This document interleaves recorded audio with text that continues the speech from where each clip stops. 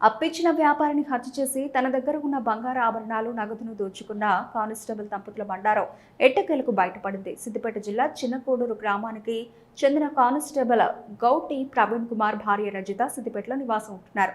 Praveen online బెట్టింగ్లకు అలవాటు పడి 30 లక్షల రూపాయలు నష్టపోయారు. అప్పులు తీర్చడానికి జీతం సరిపోకపోవడంతో అవసరానికి అప్పిచ్చిన వ్యాపారిని హత్య చేసి తన దగ్గర ఉన్న బంగారం నగదుతో అప్పులు తీర్చుకోవాలని పథకం వేశారు ప్రవీణ్ దంపతులు. దీంతో సిద్దిపేటకు చెందిన వ్యాపారి విశ్వనాథన్ను పెద్దకోడూరు శివార్లోని నిర్మానుష్య ప్రాంతానికి తీసుకెళ్లి హత్య చేసి బంగారు ఆభరణాలను నగదుగా మార్చుకుని కొంత అప్పులు తీర్చారని పోలీసులు తెలిపారు. దీనిపై మరింత దర్యాప్తు చేస్తున్నామని పేర్కొన్నారు.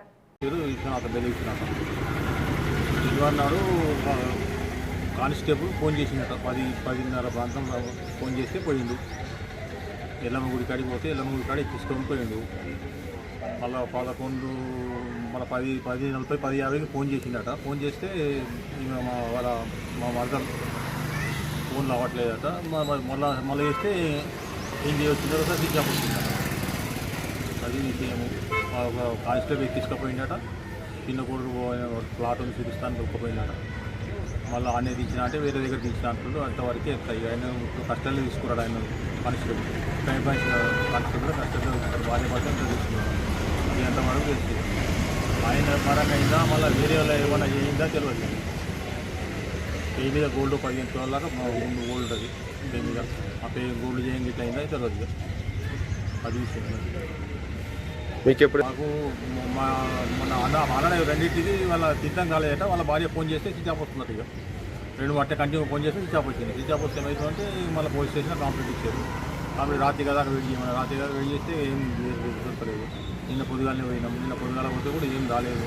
ఈ సండే సీసీ అక్కడిక్కడ తీసి కాల శ్రీనివాస్ హైదరాబాద్ నుంచి వచ్చాను. నేను చనిపోయిన అతను బెల్లి విశ్వనాథము మొన్న పొద్దున 9:30కు ఇంటి నుంచి వెళ్ళిపోయాడు. కామన్గా డైలీ రొటేన్ ఎట్లా వెళ్ళిపోయాడు. వీళ్ళకు 10:30కి వీళ్ళ మిస్సెస్ ఫోన్ చేస్తే అప్పుడు ఆమె వాష్రూమ్లో ఉండి అప్పుడు ఎత్తకపోతే ఆ మిస్ కాల్ చూసి మళ్ళీ ఆమె మాట్లాడింది. కానీ ఫోను స్విచ్ ఆఫ్ వచ్చింది. కంటిన్యూస్లీ స్విచ్ ఆఫ్ వస్తే అప్పుడు తర్వాత ఏం చేసింది, ఏదో జరిగిందని ఆమెకు డౌట్ వచ్చి అందరికీ వీళ్ళ బంధువులకు వీళ్ళందరికీ ఫోన్ చేసింది ఆమె. అప్పటికి ఆయన ఎప్పుడు రెగ్యులర్గా 1 o'clock ఇంటికి వచ్చి ఫోన్ చేసేవాడు. రెగ్యులర్గా ఆ రోజు రాలేదు. ఇక అప్పటికి డౌట్ వచ్చి కంప్లైంట్ ఇచ్చింది పోలీస్ స్టేషన్లో ఆ రోజు సాయంత్రము.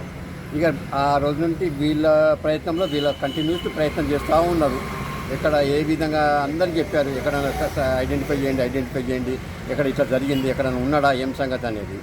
ఇక నిన్న వీళ్ళకు ఇన్ఫర్మేషన్ ఎప్పుడు రాత్రికి వీళ్ళ అల్లుడికి ఇన్ఫర్మేషన్ ఇచ్చారు పోలీసు వాళ్ళు. ఏమని ఇట్లా మరి మీ డౌట్ ఉంది, అది మీ వాళ్ళే కాదా కన్ఫర్మ్ చేసుకున్నట్టే అప్పుడు వాళ్ళ పర్సు తీసి ఆ పర్సులో ఉన్న Aadhaar card and ATM card అది చూసుకొని కన్ఫర్మ్ మా మామని అని చెప్పాడు వాళ్ళ అల్లుడు.